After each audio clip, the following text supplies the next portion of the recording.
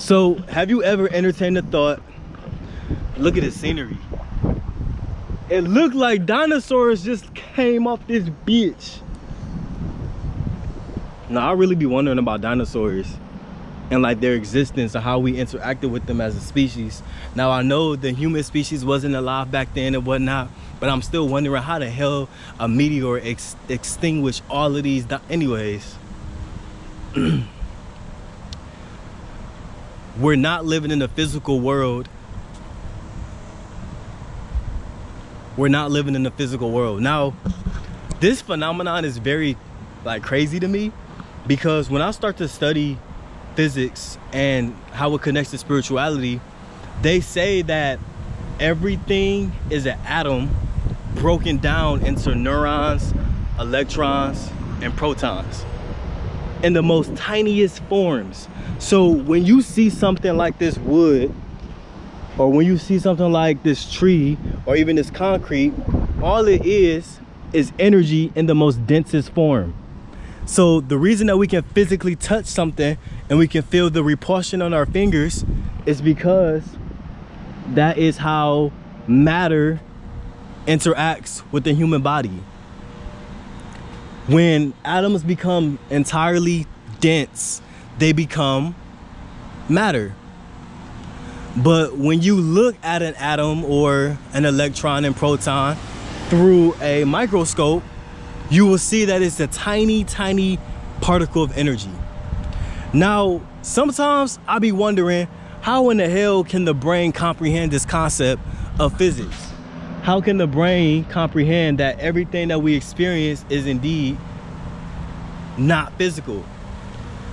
There's different planes of existence. There's the third dimension, which is the physical realm of reality. Of course, this is the realm where we can experience the human body. And then there's the fourth dimension of reality, where you go to this reality to create thoughts, you go to it to create imagery, you go to it to create feeling and emotion. And this is the realm of the mental. This is the mental plane of existence. Now, as you realize, most of us live in a third dimension or physical plane of existence, because that's all we are exposed to on a daily basis. And then there is the fifth dimension. Now, the fifth dimension I've been to a few different occasions.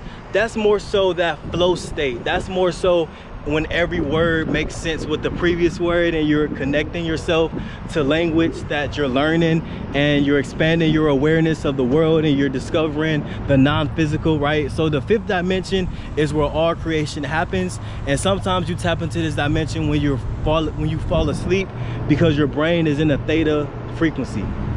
When your brain is operating in a theta frequency,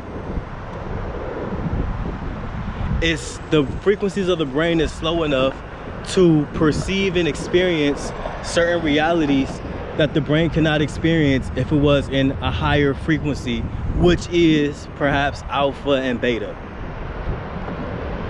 Now, one thing about frequencies is that they oscillate throughout the day. So I don't know about you, but I know in the morning time, that's when I'm most like productive and creative, because when you fresh off of a sleep, your brain is operating in theta. And theta is a frequency of brain waves that's slow enough to perceive and to experience the reality from a conscious level.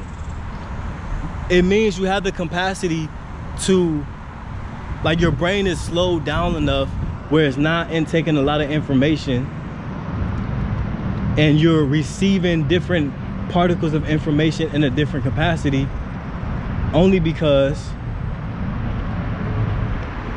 your brain is operating in that frequency.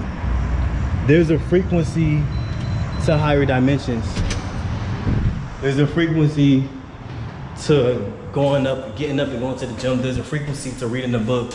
Somebody who's in a beta or alpha frequency may find it difficult to sit down and to read a book. They may feel anxious. Their mind might start to gravitate them towards different things and ideas. So certain frequencies reflect certain realities of your world.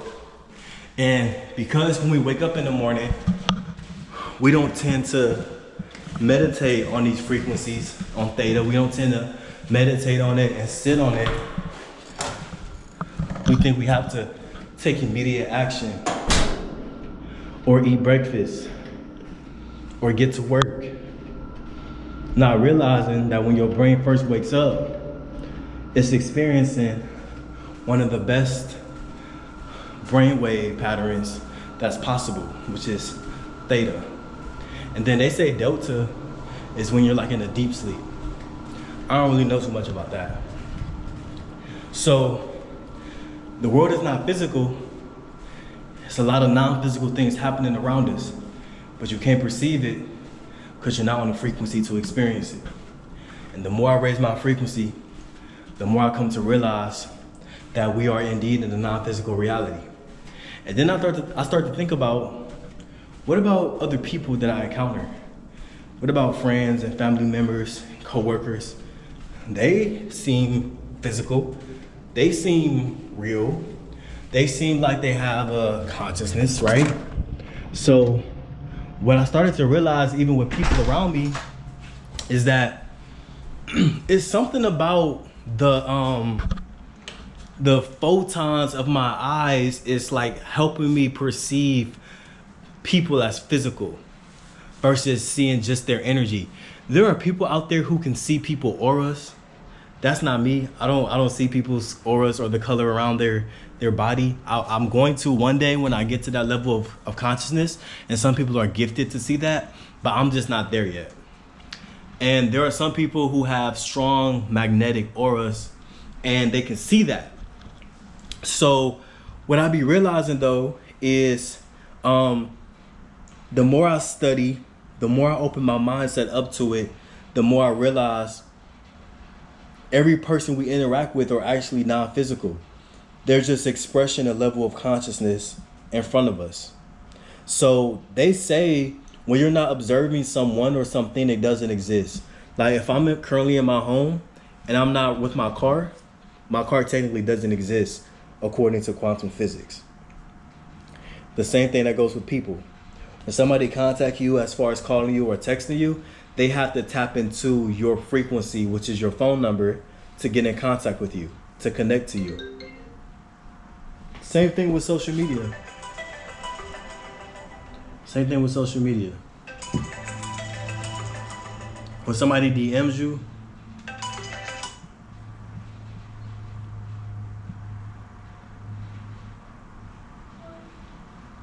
let me call you back. When somebody DMs you, they're tapping into your level of frequency of that person. You feel me?